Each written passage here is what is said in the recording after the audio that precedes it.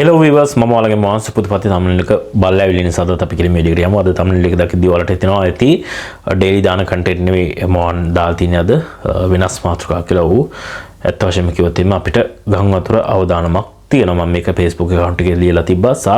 දින වකවානු ගැන පැහැදිලි කිරීමක් කරලා තිබ්බේ නෑ. දින වකවානු වලින් කිව්වොත් එimhe වර්ෂාව 21 වෙනිදා වගේ පටන්ගෙන 23 24 25 මේ දින 4 පහ ඇතුළත කාලයේදී ගම් වතුරක් ඇතිවීමේ අවදානමක් වෙන මේකට හේතුව තමයි 22 වගේ වෙද්දී අඩු පීඩන කලාපයක් නිර්මාණය වෙන්න පුළුවන් වාතාවරණයක් කාලගුණ මොඩියුල් වල පෙන්වනවා. ඒ කියන්නේ නිර්මාණය වෙනවා කියන එක තමයි මම මේ සරලවම කියන්නේ.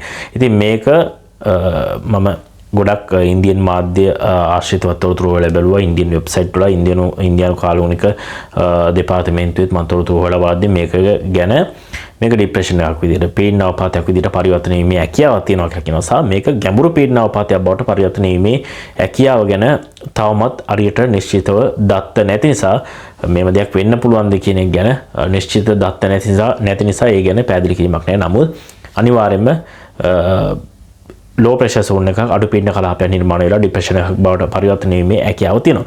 ඉතින් මේකෙදී මූලිකවම දැන් අතීතයේ ඉඳන් අතීතයේ අපිට තියෙන බොරු මතයක් තමයි කුණාටුවක් ඇති වෙනවා නම් විතරයි සුළු කුණාටුවක් ඇති වෙනවා නම් විතරයි වර්ෂාව වැඩිපුර පතිත වෙන්නේ කියන එක ගැන අපේ ඔළුවේ තියෙන අයිඩියා එකක් එමුණා තමයි ලොකුට වර්ෂ නමුත් පීඩනාවපාත පොඩ්ඩක් අධ්‍යයනය කරලා බලන්න පුළුවන් වල data පීඩනාවපාත ගැඹුරු පීඩනාවපාත අවස්ථාවල තමයි වැඩිපුරම වර්ෂාපතනය ලැබිලා තියෙන්නේ ලංකාවට විතර නෙවෙයි ඕනම රටකට විශේෂයෙන්ම ඉන්දියානු මේ අපේ උප අර්ධද්වීපයේ ආශ්‍රිත කලාපයේ බෙන්ගාල බොක්ක නිසා.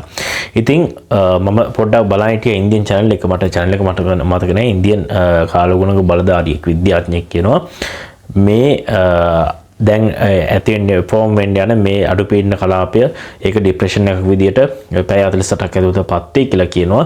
ඉතින් මේ පීඩන අවපාතය ලංකාවේ උතුරු මැද සහ උතුරු ආශ්‍රිත කලාපෙන් ගමන් කරાવી කියන එක තමයි ඔහුගේ මතය උනේ. ඒ විතර නැතුව මේක heavy rain එකක්. ඒ කියන්නේ තද වර්ෂාවක් ලංකාවට පතිත කරයි කියලා කියනවා. සහ ඔහු කියනවා මේක ලංකාවට ගම් වතුරක් ඇති කරන්න පුළුවන් මට්ටමේ ලංකාවට ගම් වතුර ඇති කරන පීඩන අවපාතයක් බවට පරිවර්තනය වෙයි. මේක ගැඹුරු පීඩන අවපාතයක් විදිහට පත් වේද ඊට පස්සේ සුළු කුණාටුවක් බවට පත් වේද කියන එක ගැන තව දින දෙකකින් තුනකින් කතා කරන්න පුළුවන් ඒ කියලා ඔහු කිව්වා. දැන් අද නොවැම්බර් මාසේ 18 වෙනිදා ඔයාලා මේ වීඩියෝ එක බලන්නේ මම 14 තමයි මේක අප්ලෝඩ් කරන්නේ. ඉතින් විශේෂයෙන්ම කියලා මේක මේ වෙලාව සයි ලංකාවේ වෙලාව අතර පොඩි වෙනසක් තියෙන නිසා මම මේ කතාව කිව්වේ.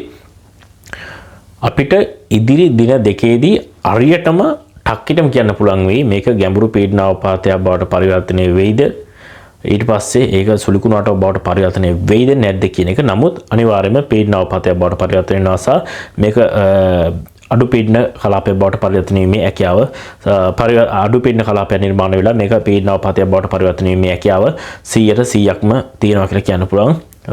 ඒ වගේම මේක දැඩි වර්ෂාපතනයක් ඇති කරන්න හේතු වෙයි ලංකාව පුරාට විශේෂයෙන්ම උතුරු මැද නැගෙනහිර ආශ්‍රිත කලාප මධ්‍යම කඳුකරේ සබරගමුව එතකොට මුළු රට පුරාම ඔහුගේ ඒ විද්‍යාඥයාගේ මතය අනුව මුළු ලංකාව පුරාම වර්ෂාපතන පතිත කරයි කියලා කියනවා. සහ දකුණු ඉන්දියාවේ ඩෙල්ටා ආශ්‍රිත නිම්න ඒ කියන්නේ නිම්න ආශ්‍රිත කලාපත් මේ වර්ෂාපතනයට ලක් වෙයි කියලා ඔහුගේ මතය ඔහු කිව්වේ.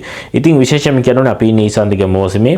ඉතින් ඊසාන්දික මෝසමේ වර්ෂාපතන තවමත් අපිට තදට ලැබිලා නැහැ.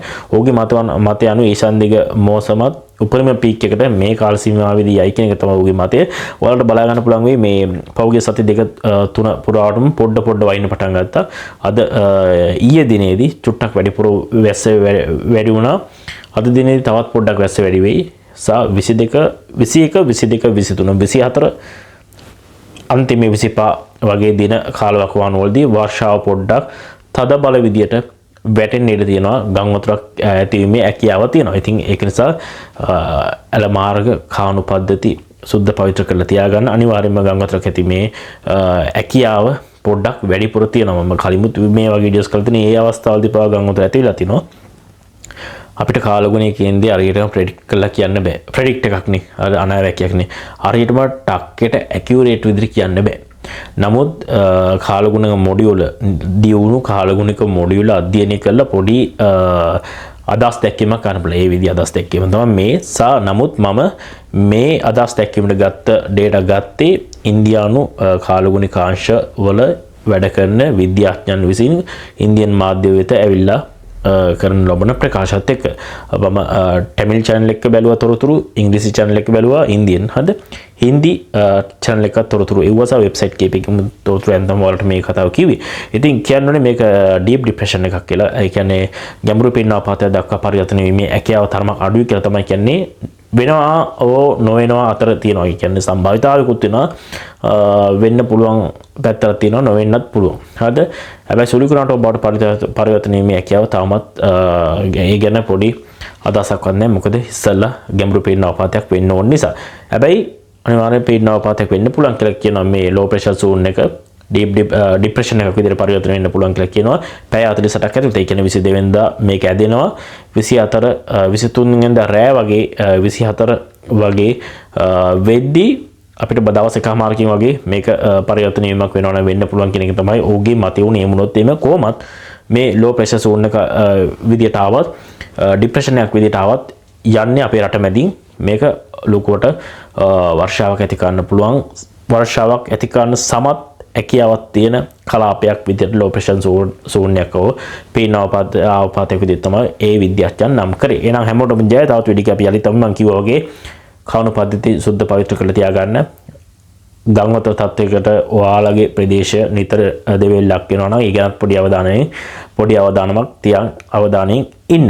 එහෙනම් හැමෝටම ජය. තවත් වීඩියෝ අපි හෙට දිනේදී යලිත් අමු බෝධුට මැද පෙරදිග අර්බුදය පිළිබඳව රුසියානු යුක්‍රේන යුද්ධය පිළිබඳව තමයි ඊළඟ වීඩියෝ එකකින් මම ගේන්නේ. එහෙම නැත්නම් විශේෂ දෙයක් වුණත් එimhe දවසේ වැඩිපුරම කතා බාට ලක් කරන මාතෘකාව ගැන තමයි තොරතුරු ඇතුළත් වීඩියෝ එකක් ගේන්නේ. හැමදාම ඩේලි දැන් දානවා ඔයාලා දන්නවා.